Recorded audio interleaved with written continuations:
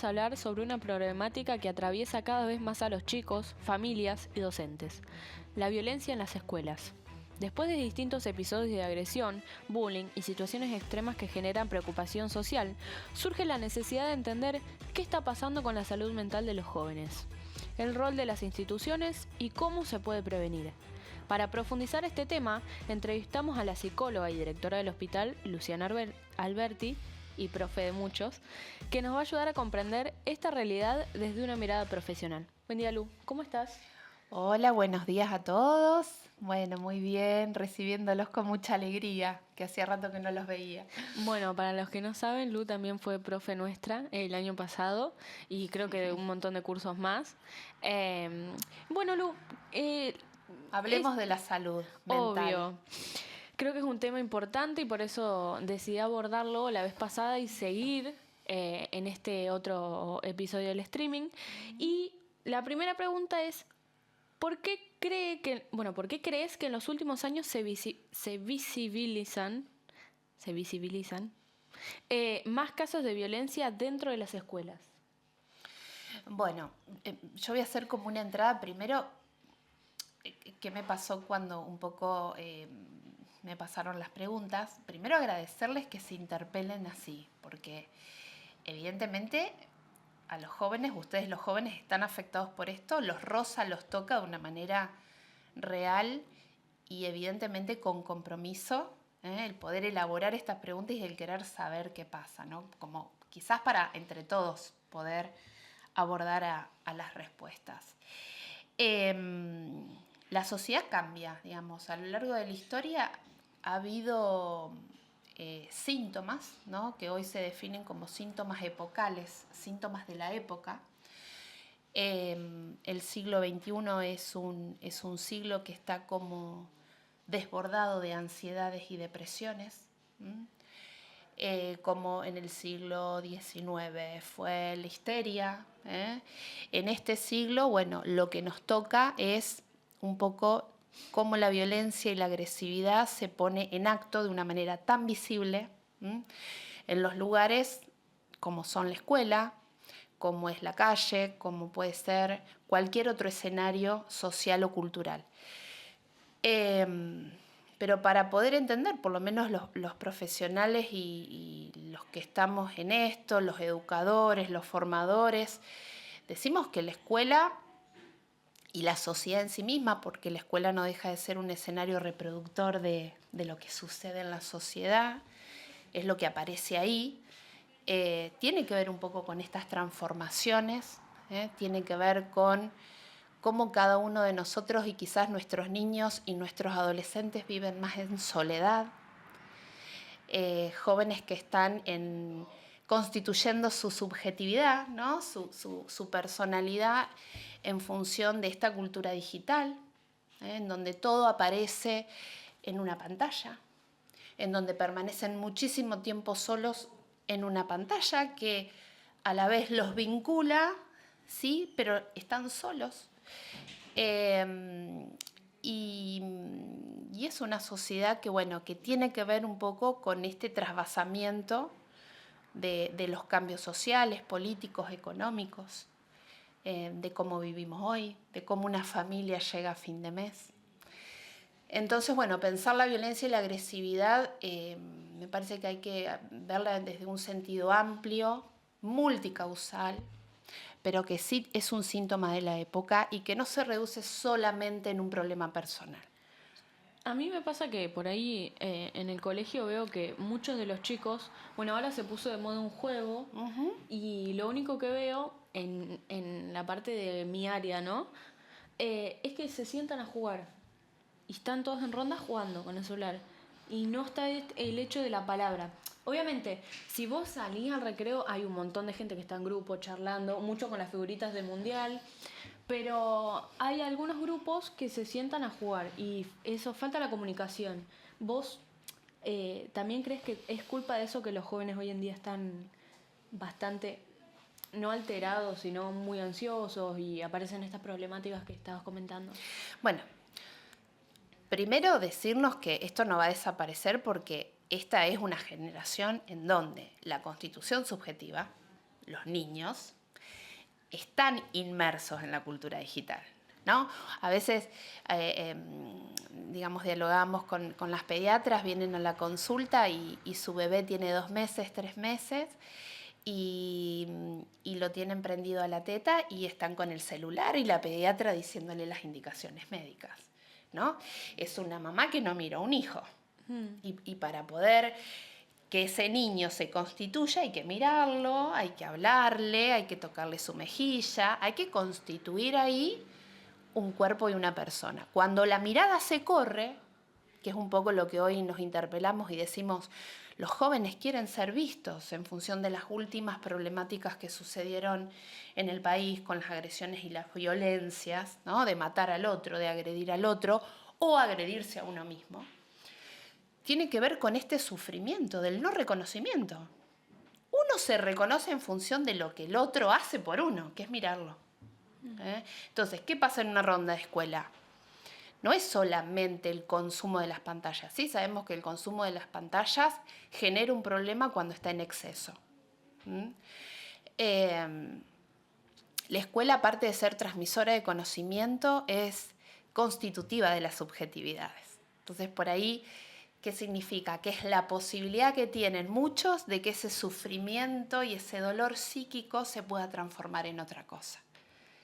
Por eso es como para pensar si estamos aislados o no. ¿Estamos jugando? ¿Cómo jugamos? ¿O necesitamos de la pantalla para jugar? Sí. Y para hablar. Esta pregunta tiene un poco que ver con lo que te había consultado recién, que es, ¿cuáles suelen ser las causas psicológicas o emocionales detrás de las conductas violentas de los adolescentes? Es multicausal. Hay muchas causas. Si hablamos de las causas psicológicas, ahora nos adentramos en esos, pero el dolor psíquico o la cantidad de indicadores que pueden aparecer en una persona van a tener que ver con este atravesamiento que tienen. Desde lo económico, hay familias, por ejemplo, que no llegan a fin de mes, una mamá, si es enfermera, hace 48 horas que está haciendo un turno. Sí. Su hijito va a la escuela, va de la vecina, el papá a lo mejor es policía, tiene también que hacer doble turno, están con la niñera, están mirando tele la mayor parte del tiempo, están con el celular, porque bueno, llegan a fin de mes, pues bueno, puede decir, ¿por qué mamá trabaja tanto? Entonces hay una cuestión económica y política también de esos adultos, pero que le transmiten a esos niños, que es la falta de presencia. Y no es muchas veces porque los padres no quieren estar ahí, ¿no? La necesidad de tener que trabajar para poder llegar a... Entonces, esa es una de las causas. Digamos, cómo nos armamos o cómo se arma un niño y un joven en función de esas ausencias que van generando un dolor. El bullying, el acoso escolar, el no reconocimiento del otro. Pensemos que un niño, un puber de 11, 12 años, ni hablar un adolescente, ustedes se constituyen en función de la pertenencia. Yo necesito estar en un grupo y pertenecer para ser alguien. ¿Sí? Si no soy alguien, si no me pones, si subo una foto en Instagram y no hay una reacción, algo pasa, ¿no? La lectura de ustedes me imagino que es, no sé, no gustó, no es novedad, nadie reaccionó, o si reaccionaron pocos, o si reaccionaron algunas personas. Bueno, todo eso va dando identidad y pertenencia.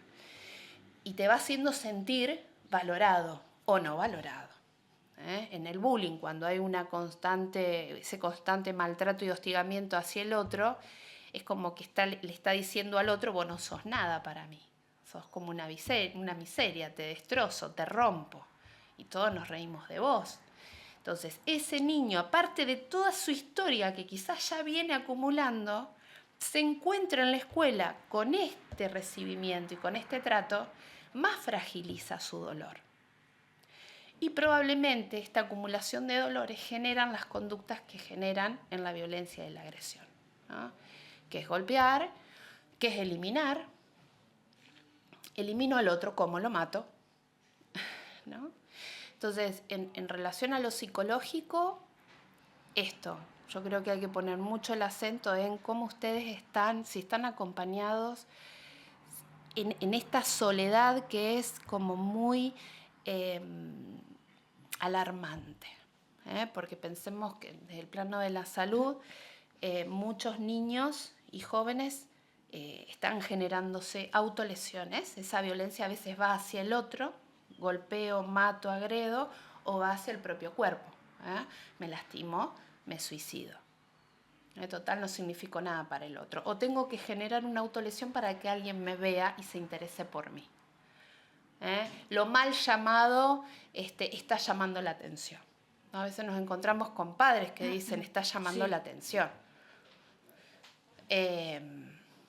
Pero bueno, hay muchas causas. Habría que ver el caso por caso, pero sí es un síntoma de época y pensemos que la persona está armada de un montón de factores e indicadores, no solo lo familiar. Sí, a mí me pasa que por ahí he visto a gente autolesionada, ¿no? Es un tema sensible, obvio. Y por ahí me cuesta el saber cómo ayudar, que le debe haber pasado a gente el no saber cómo ayudar. Porque por ahí uno quiere meterse, pero no sabes cómo va a reaccionar el otro, si te va a alejar, si va a querer tu ayuda, si va a decir, bueno, después lo hablo y nunca más te cuenta lo que verdaderamente le pasa, que es a veces lo ocultan. Y quería consultarte eso de cómo puedo ayudar desde mi lugar a esa gente. Obviamente también sería una respuesta para todas las personas que están pasando por el mismo momento, ¿no?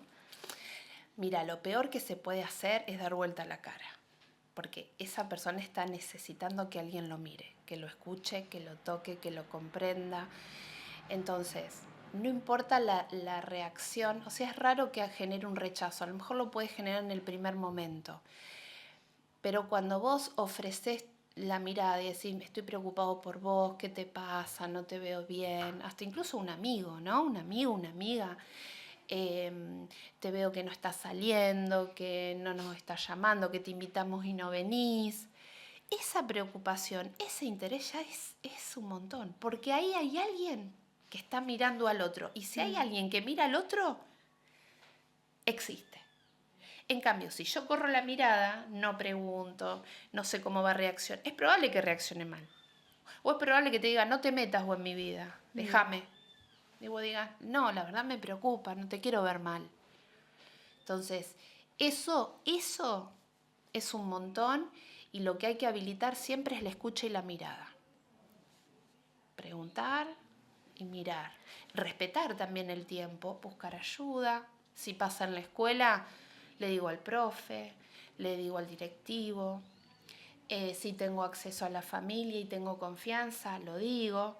Pero ya es una manera de empezar a crear una red para ver qué pasa con ese joven que está sufriendo.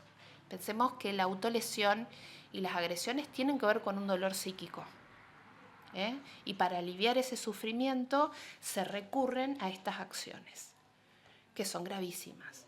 Sí. Lu, otra cosa que me van surgiendo preguntas a través de que me vas contando. Quería consultarte también si es normal que entre los 14, 17, 18 años una persona esté sola, que no tenga amigos, que, o sea, lo único que tiene es su familia, que no sale mucho, que le cuesta socializar. ¿Es normal eso? No. Pensemos que la adolescencia es externalizadora, digamos, ¿no? La adolescencia significa que yo dejo naturalmente, en la maduración y en la etapa de la adolescencia, corro un poco lo familiar, ¿sí? Y me pongo en ejercicio y en actividad con todos mis vínculos, con las amistades, con lo que está fuera de la familia. Este proceso que es la exogamia, esto de ¿no? De salir de lo familiar, lo normal, lo común, lo que debería suceder en los jóvenes cuando uno dice, bueno, es un joven saludable. ¿Por qué? Porque sale, porque se encuentra con amigos, porque no está todo el tiempo durmiendo o encerrado. A ver, teniendo en cuenta siempre que esto es normal dentro de la media. Ahora, si vivo saliendo, consumo alcohol, consumo drogas, vivo consumiendo pastillas, mantengo relaciones sexuales y no me cuido con cualquiera, digamos, ahí estamos en un problema. Sí. está y no está nunca en casa y contesta mal y cada vez que está en casa se encierra y duerme y no quiere hablar y uno dice, pero sale. No, bueno, ¿cómo está saliendo? Claro, ni un extremo ni el otro. Exactamente, o sea, dentro de la etapa de la adolescencia, un joven se encuentra con amigos, sale, es rebelde, quiere alterar las normas, hay que dialogarlas, hay que negociarlas, pero siempre con una escucha activa. En familias en donde esto se dificulta por X causa, empiezan a alterarse estos circuitos de subjetividad, ¿no? De lo que le pasa a cada joven internamente. La adolescencia es una de las etapas más críticas en la vida y muy, muy riesgosa, como está hoy, ¿no? En donde el peligro está todo el tiempo. Entran al celular, entran a TikTok, ¿no? Es como que los padres tenemos que estar ahí, los educadores, como poniendo siempre el ojo en función de cómo cuidarse, cómo preservarse, lo que existe en el afuera, que no siempre es bueno. Bueno, es complejo, habría que ver el caso por caso, pero en realidad un joven, hay que intentar que los jóvenes, o mirar que estén dentro de un equilibrio, ¿no? A veces sucede esto de que pierden conexión con el entorno. Y ahí, de golpe no tienen más ganas de salir, de golpe no se juntaron más con las amigas. Bueno, a poner el ojo. Vuelvo al tema de antes, ¿no? En el colegio. ¿Qué señales de alerta deberían detectar docentes, directivos y familias antes de que ocurra una situación grave? Bueno, acá me parece que es un poco el compromiso de todos, ¿no? Yo creo que cuando hay un compromiso atento, de mirar, de estar comprometido, hay que leer esto que hablábamos recién. Bueno, ¿sale? ¿Cómo sale? ¿Tiene deseo de consumir? O no le digo nada y sale todo el tiempo. ¿Se aisló? ¿Está tomando mucho alcohol? ¿Llora? O come, engordó, en un mes engordó 8 kilos. En 2 meses 15 kilos. A veces llegan a la consulta pediátrica a los 11 años de que en 2 meses engordó 13 kilos. Y llora, o va muchas veces al baño, se encierra, o de golpe parece que está todo bien, ríe todo el tiempo, y por adentro está sufriendo acoso escolar y la mamá no lo sabe. La escuela no llamó a la mamá. Ayer leía en un posteo, hay una escuela que no está en Argentina, pero es una escuela en donde no permite el acoso escolar. Un niño que hace bullying al otro es suspendido y expulsado. Es una escuela privada. Y no tienen índices de bullying esa escuela puntualmente. O sea, tienen un montón de acciones muy restrictivas que no dan lugar a ningún tipo de maltrato y hostigamiento.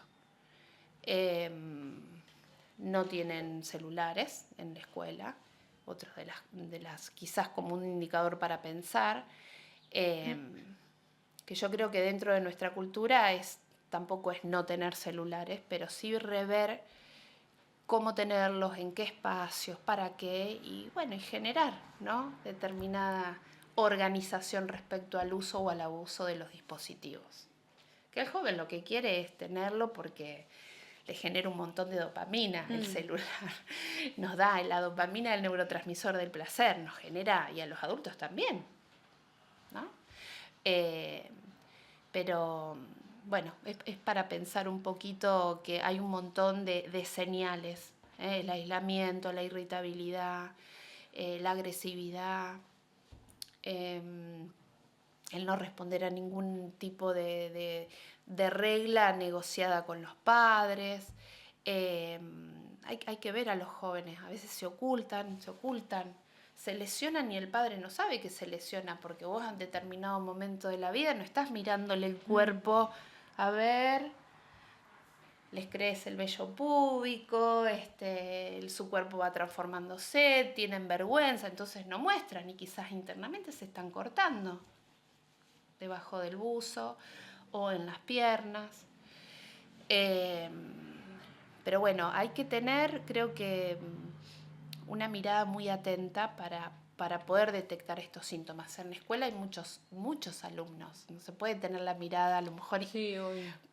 obsesivamente arriba, pero sí entre los docentes, los tutores, ustedes, los compañeros, son grandes detectores de situaciones, que no hay que correr la mirada ante eso. Bien, la otra vez hablaba con uno de mis amigos y él me contaba que él controla el tiempo que usa el celular. Bien. Él dice que 2 horas al día, él se controla, solo usa el celular 2 horas al día. ¿Vos por qué crees que es esto? Porque a mí me parece, viste, raro. Bueno, yo justamente a mí me toca trabajar con el celular y con las pantallas. Estoy todo el tiempo y me desgasta. Entonces, inconscientemente me dan ganas de estar todo el fin de semana sin el celular. Qué y no contestarle a nadie. Pero claro, él lo hace en la semana, ¿me entendés? Y eso es, para mí es raro porque... ¿Qué edad tiene? 14, cumple 15 este año, sí. ¿Y solito o su familia lo fue constituyendo? Claro, no, es maravilloso porque en realidad a nivel madurativo del cerebro, en ese tiempo, no hay regulación, ¿sí? No, yo a mi hija le digo, bueno, yo le pongo las 2 horas y se lo manejo con Family Link. Eso te iba a decir, esa aplicación, ¿no? También... Pero para que pueda entender, bueno, tenés ese tiempo, no lo gastes todo, y es incisiva la mirada, es estar ahí todo el tiempo. Bueno, ya está, fueron media hora, déjalo, descansá de otro modo, quitá la vista de la pantalla, ponete a leer, descansá, mirate una serie, o sea, que tengas la pantalla más lejos, anda a jugar, vamos a tomar algo, llama a una amiga, digamos.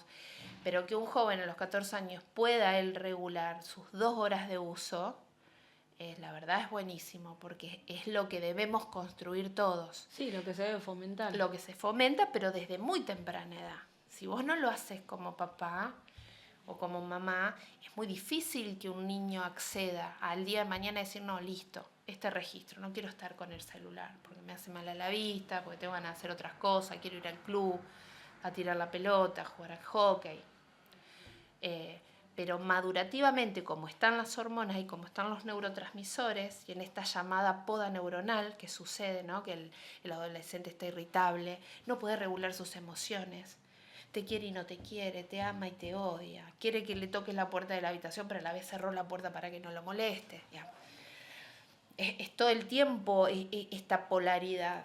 Entonces, la regularidad es cuando, bueno, eso madurativamente va pasando. Uno puede decir, ya a los 16 años hay un cambio en muchos de ustedes. 17, 18, no es para generalizar, pero bueno, madurativamente y a nivel del desarrollo, si no hay consumo de sustancias, podemos decir que un joven puede acceder a esa regularidad que va a tener que ver con un montón de cosas. ¿Sí? Con normas, con organización familiar, con lo escolar, con este dolor psíquico. Si tiene dolor, si tiene angustia, es probable que no lo pueda regular, porque no deja de ser el dispositivo muchas veces como un anclaje a que ese dolor pase. Después vuelve todo lo mismo, ¿no? Sí. O va encontrándose con vínculos que fomentan aún más a veces ese dolor y otras veces no. A veces se encuentran un alivio y gente que los acompaña y los contiene. Pero hay que estar atento. Bueno, Lu, ¿de qué manera influye el bullying o el aislamiento social en la salud mental de un estudiante? Bueno, es un poco de lo que estábamos hablando recién. Sí. Identitariamente es agresión. Pensemos en un niño de 2, 6, 7 años. Va rompiendo la autoestima, ¿no? Va destruyendo. Porque el maltrato y el hostigamiento, ¿no? de lo que es el acoso escolar, el bullying, si no es detenido en tiempo y ese niño no tiene las defensas todavía, madurativamente no las tiene. A veces los padres dicen, vienen a la consulta y te dicen, pero no sabe defenderse, tiene 7 años. ¿Cómo debería defenderse un niño de 7 años? Un adulto se defiende de otro modo. Sí, obvio. Un niño, ¿cómo se puede defender? Llorando, no queriendo ir a la escuela. Pero eso no es defenderse. Sí, se está defendiendo de eso que le duele. No quiere ir a la escuela o le duele la panza. Hace un mes que le duele la panza y no quiere ir a la escuela. O cada vez que va a la escuela llora del dolor. Bueno, ahí hay algo. Ese es un indicio. ¿Qué pasa? O cuando va al cumpleaños, y vos sabés qué pasa siempre en el cumpleaños de estos amiguitos que no lo invitan nunca a la pijamada, por ejemplo, ¿no? Bueno, ahí hay un indicador. Ahí hay un indicador de violencia, ¿no? De que no quiere ir a la escuela por algo. Entonces ahí probablemente esté el acoso escolar. Ahora, cuando vos decís que los padres normalmente, todos alguna vez lo escuchamos, el deféndete, ¿eso también puede ser una causa porque los niños se vuelvan violentos a tan temprana edad? Lo que pasa es que, claro, uno puede decir, bueno, ¿cuál es el modo de defensa? Porque no conocen otro. Cuando un niño reprime tantas sus emociones y su angustia, puede desatar en cualquier cosa. O comer desaforadamente, o aumentar 12 kilos en 2 meses, o querer pegar al otro, o empezar a tener sintomatologías en el cuerpo. Esto de las enfermedades. Empiezan a enfermarse y enfermarse y enfermarse. Bueno, ahí hay algo. A ver, no siempre la agresión y la violencia es externalizadora. Es pegando, es tirando o agarrando un arma, es lesionando al otro. También es interna la lesión y la agresión. Y tiene que ver con la represión de las emociones. Bien. Cuando un adolescente manifiesta conductas agresivas, ¿qué tipo de acompañamiento psicológico necesita?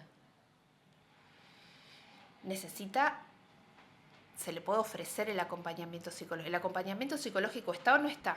No hay un tipo de acompañamiento psicológico. Pero ahí hay que trabajar conjuntamente entre la familia, brindar atención psicológica, porque la atención psicológica hace que la palabra circule. Cuando la palabra empieza a circular, hay algo de la tensión interna del cuerpo que se alivia, porque hay un otro que escucha, ¿sí? Entonces, cuando la palabra circula, el alivio es sintomático. Empiezan a estar más aliviados. A medida que van pasando el tiempo y el trabajo con la familia, muchas veces el trabajo con la escuela, el constituir esta red de apoyo, porque el psicólogo no puede solo, porque el psiquiatra no puede medicar solamente y no saber qué está pasando a modo familia, ¿no? Entonces, hay que brindar atención psicológica para que empiece a suceder otra cosa. Cuando hay agresión hay tensión. Cuando hay tensión hay acumulación de algo que necesita salir de algún modo. Y es a partir de la palabra en donde, y a través de estos espacios de psicología, de poder hablar, de poder encontrarse con un otro, de que lo escuchen, es donde empieza a transformarse algo del dolor. O en la escuela misma, hablar con un profe, hablar con el directivo, hablar con el asistente escolar. Pero que aparezca la palabra. Que al principio muchos no quieren hablar. Sí. ¿No? Bueno, eso es lo sintomático. Ay, si no quiere hablar, ese es otro de los indicadores de que algo le está pasando. Ponele, y cuando vos en casa, un padre ve al hijo que está pachucho, viste que está medio triste, que está solo, vos vas y consultás en el colegio, decís, che, mira, yo estoy viendo a mi hijo de esta manera, quería saber cómo se desarrolla acá en el ámbito escolar, y te dicen que bien, que está todo bien, que siempre charla. O sea, eso es un escudo que ellos hacen A veces sí. al colegio. A veces sí. Muchos de los suicidios, y es un tema sensible pero que hay que hablarlo, pues es un nene normal, venía contento, estaba bien, era re amiguero y de pronto tomó esa decisión. Y no fue un intento de suicidio, fue un suicidio consumado. Porque el intento te da la posibilidad a poder ver qué pasa ahí, muchas veces, ¿no? Pero cuando el suicidio está consumado no te dio oportunidad de nada. Y pasa en muchos jóvenes. Atenúan el dolor, anestesian el dolor o hacen asepsia del dolor. lo congelan. Lu, ¿qué herramientas o programas considerás que fundamentales para construir escuelas más seguras y emocionalmente saludables? Yo creo que la escuela, hay que festejar que todavía sigue estando la escuela y que a medida que pasan los siglos esté la escuela y tiene que sostenerse la escuela. Porque es lo que hablamos. La escuela es un lugar y un escenario de posibilidades para poder ser y para poder ser de otro modo. Entonces, tener una escuela sana me parece que es generando proyectos, acciones de vinculares, en donde los vínculos, ¿no?, que se pueda jugar en el recreo es hermoso, de que haya distintas herramientas, de que haya diálogo, de que puedan tener acceso a esto, ¿no? Porque a través de un streaming, de un proyecto, de un programa tan lindo como el que tienen con Mati, con tantos profes, es lo que los habilita quizás en este momento a poder escuchar otras cosas y a implicarte de otro modo. Hay que poder elaborar esas preguntas y pensarlas y yo decirte algunas respuestas y te vas a ir pensando en otras y yo me voy a quedar pensando en otras. Los espacios de diálogo, los espacios de análisis, el ver una película, el trabajar una poesía, el buscar una obra de teatro, en armar un guión, en cómo armamos un streaming. Todo esto es vínculo, porque lo haces con otro, no lo haces con una pantalla, ¿no? Tenés que venir, preguntarme, podemos venir para acá, podemos ir para allá, tenemos que llevar todos los micrófonos, la luz, pero lo haces con un equipo de gente, no lo haces sola. Entonces, ¿qué tiene que hacer la escuela? Sostener los vínculos y priorizar y fortalecer que los vínculos sean sanos. Una escuela que no mira, una escuela que no escucha, una escuela que permanece quizás inerme a todo lo que les pasa a su alumnado, va a ser una escuela que va a tener problemas siempre, como cualquier institución, pero por sobre todo la escuela.